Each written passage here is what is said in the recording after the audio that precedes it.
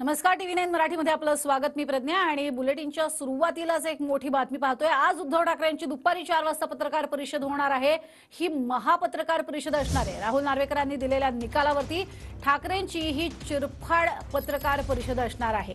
महापत्रकार परिषदेआधी ठाकरेंची ग्रँड हयात हॉटेलमध्ये काल रात्री उशिरा 4 तास बैठक पार पडली आहे। उद्धव ठाकरे, संजय राऊत आणि अनिल परबांसह वकील या ठिकाणी उपस्थित होते आणि ग्रँड हयातमध्ये ही बैठक झालेली आहे। काल रात्री 8:30 ते 12:40 ही बैठक चालली आणि या बैठकीनंतर आता आज नेमकं उद्धव ठाकरे काय चिरफाड करणार हे पाहणं महत्त्वाचं ठरणार आहे।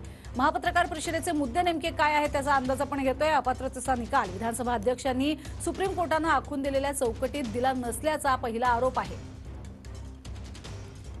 तर शिवसेनेच्या घटनेतील बदलाची निवडणूक आयोगाला माहिती दिल्याचे पुरावे मांडू शकतात। तर पक्षप्रमुख म्हणून उद्धव ठाकरेंच्या 2013 साली झालेल्या निवडीचे दाखलेही ते देऊ शकतात। तर 2013 मध्ये राहुल नार्वेकर पक्षप्रमुख निवडीवेळी उपस्थित असल्याचा पुरावा देखील ते पुन्हा एकदा देऊ शकतील। 2012 ते 2022 दरम्यानच्या प्रतिनिधी सभा, राष्ट्रीय कार्यकारिणीच्या बैठकांचे व्हिडिओ सुद्धा ते दाखवू शकतात। तर या महापत्रकार परिषदेमध्ये हे महत्त्वाचे मुद्दे आपण पाहिलेत।